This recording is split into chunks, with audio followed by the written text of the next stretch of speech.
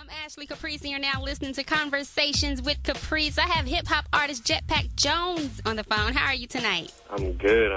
How are you? I'm great, thank you. First of all, how did you get the name Jetpack Jones? I used to go by a different name. I used to go by Venom a while ago, and there was like a whole story behind that. Before 2012, I changed it to Jetpack because I used to rap about it a lot in my lyrics. People kind of thought that, it was just something that I was saying, but it actually stands for, like, being able to fly on your own. If you have a jetpack, you, like, fly on your own, do your own thing, but you can also, fit in wherever you want to fit in. So that's basically what the whole concept behind Jetpack is. Jones is just my last name, so, And you're doing your own thing, right? Are you on a label or independent? No, I'm independent right now. Yeah, so you're doing your own thing, and everything sounds good. You dropped, was it your second mixtape, Dharma, out in April? Yeah, it was the second full-length mixtape. And you have another one released soon, Afterburners? Yeah, Afterburners is finished. I just haven't set the official date when we're going to drop it yet. Probably within the next 2-3 weeks. And what can we expect to hear on there? It's different from Dharma and Reincarnation, which was my first one. It's a little bit less underground. It's more, like summer feel. Mm-hmm. It's like feel good. It's a little bit more fun, feel good type music. But as always, it's just like me documenting like changes in my life and stuff that's going on in my own life that hopefully people can relate to. Yeah, so what inspired you to start your rap career? I've just always, written music and been around music. Originally, I started out trying to produce. I used to like DJ a little bit and stuff like that, but it just got to the point where I really wanted to like be an artist and say what I wanted to say on the track. So I started a while ago and built up my talent before, putting it out there like that. So there's a lot of trial and error material that no one will ever hear. When you were producing for other artists, did you feel like, okay, they're not talking about what I think they should talk about over this beat, so let me write a few rhymes, and that's how it kind of started out? At first, it wasn't like that because, I was just happy that people were using my beats, getting it out there a little bit. So I really wasn't picky at first. But over time, I was just, it was more just... you. Yeah, well, and it wasn't necessarily like the artist not saying what I wanted them to say, like it was just more of I have things to say, Nobody could tell my story, and a beat can't really, like, tell my story, so, I had to, like, use my own voice. On your Facebook, I noticed you had a post that said, just finished what may be the dopest song I've ever recorded. No exaggeration. What song were you talking about? You know what? Honestly, it was between Forum in the 80s or Be Alone. I don't even remember which one because both of them I felt the same way after I finished them. They're both so hot, right? Yeah, I mean, to me, like, when I finished them, I felt the same way on both of them when I finished them. So it could have been about either one of those. I really don't remember which one I was talking about, but it was probably Forum in the 80s because I put that one out before Be Alone. But it really came together just out of nowhere, and I was excited about it, so I just wanted to share. Yeah, I peeped that. I'm like, what song he talking about? But so let's talk about Be Alone. I did listen to this, and I did listen to Form of the 80s as well. They both have a different sound. It's a little rockish to me. I think the beat, but then your rap is so smooth over it. Well, Forum in the 80s, yeah, it just reminded me of like Showtime Lakers for some reason. That's why I called it Forum in the 80s. Go Lakers. Yeah, definitely. So that one, it just kind of had like a retro type feel to it. Yeah. Like 80s rock a little bit type thing, but it has a Street Fighter sample in it, which is actually from the 90s, but, whatever. For Be Alone, it samples like an indie rock song by Two Door Cinema Club called What You Know. Okay. And it's actually a song that I really like. And when I heard the beat, I was just like, yeah, I got to use this. And it just had that, like, summery type feel to it. Yeah, and I love when people can use different sounds. So the fact that you used a little rock, but you're staying true to your hip-hop, you made it sound really good. Yeah, and those were both produced by the Geek Squad. Shout out to the Geek Squad. Yeah, shout out to them. I use a lot of different producers.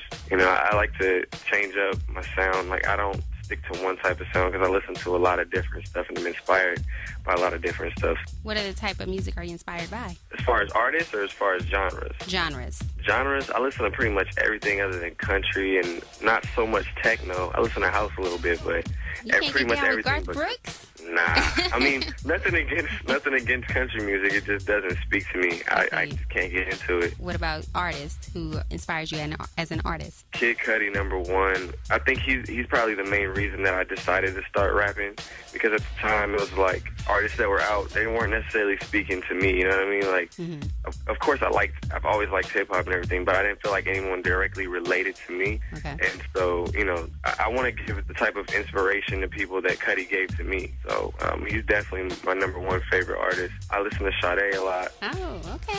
I know you on your grown man tip, I see. Yeah, Sade, I got introduced to her real young. Both of my parents listen to her. And just when I need to mellow out, I can listen to Sade pretty much any time. Of course. I listen to Wiz a lot lately. I think a lot of people would probably be surprised by that, because they hear, like, a lot of people tried to label me as like a conscious type rapper, but I really don't consider myself that. I just rap about what I live through and what I see. Yeah, right. You know, if it happens to be conscious, then so be it. But I don't like that label. Yeah, because then people try to put you in a box. Yeah, exactly.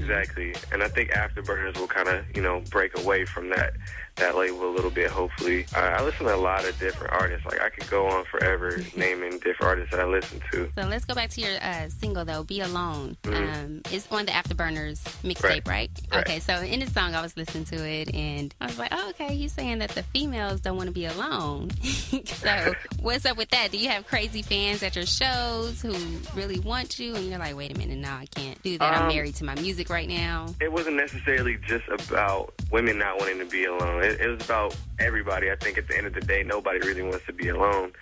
But for me, like, what fulfills me right now is definitely my music. I'm not looking for that type of female attention right now. Not that I'm not interested in people, you know. What I'm trying to say is, though, that your assessment was like halfway correct, but it wasn't just for like women and stuff like that. And I don't really have any like crazy stalker fans, luckily, you know. I mean, not that would be a bad thing. That would probably be cool. You want some crazy fans? Yeah, it's not about anybody in general. It's just a concept that I kind of had in my head when I heard the beat. It just worked out. Yeah, it sounds good. I like it. Thanks. So you shot a video for this song, right? Yeah, just this past Saturday we shot a video for it. When can we expect that video?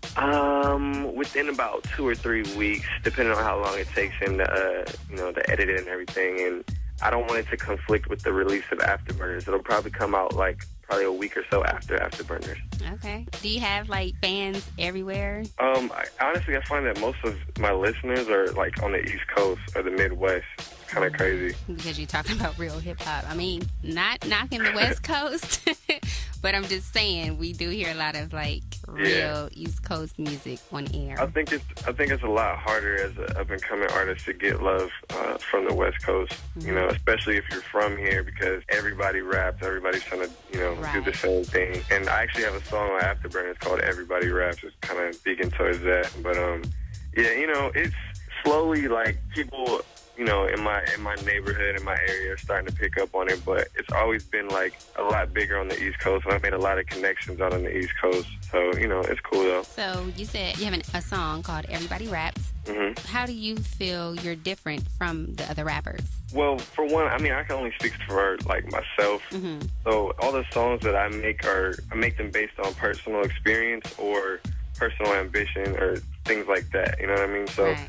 I guess just what sets me apart is just myself, you know what I mean? Nobody's the same person as anybody else, as much as some people try to be. I don't go out of my way trying to make myself different. I just do myself, basically, you know? You do you, huh? Yeah, pretty much.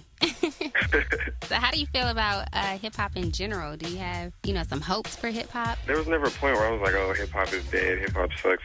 I think that fans of hip-hop are way more critical than any other genre. You never hear any, rock fans saying, oh, that's not real rock, or anything like that. You know what I mean? Mm-hmm. There's kind of a stigma of what's good and what's bad, but at the end of the day, music is not a factual thing. It's an opinion to everybody. It depends on your own creativity. Yeah, exactly. So I have a friend who his favorite rapper is Soulja Boy. Now I think he's crazy, but I mean for him, I would have to agree with you. Right? But for some people, Soulja Boy speaks to them in a way that other people can't understand. You know what I mean? Mm-hmm. So I mean, you could say oh, I hate Soulja Boy, I don't like him as an artist, but you can't definitively say as a fact that someone else is a better artist than him, because it's just a matter of opinion, you know? You know what? You really opened up my eyes to that. Thank you, my view. Because at first I'm like, I don't know about hip-hop anymore, but here you are, like, you know, it's based on your own views about hip-hop. So that's very true. So thank you. No problem. So you say you don't have a release date for the album, but where can people hear your music? You can go to my Facebook, /Jetpack Jones. You can find me on Twitter @Jetpack Jones. My SoundCloud is soundcloud.com /Jetpack Jones. Both of my mixtapes, Reincarnation and Dharma, are on DatPiff for free download. You can YouTube me. You can search me on Google, however. I was about to say, so you're everywhere. So if they Google you, then they should be able to find you. Definitely. I'm on the internet. You can find me on the internet. Like, who's not on the internet these days? Yeah, exactly. But what message would you like to convey through your music? I think the main message is just be yourself. Too many people, I feel like, either try to be like somebody else or try too hard to be different. I think it should just be like a natural thing. Just be what you are naturally, you know what I mean? That Jetpack lifestyle is all about that to me. Well, thanks for calling in, Jetpack Jones, and I wish you much success, all right? No problem. I appreciate it. Make sure you check out Afterburners, releasing soon, and connect with him. Facebook, Twitter, he's all over the place. Just Google him, like he said. Thanks again, Jetpack Jones. Have a good one. All right. You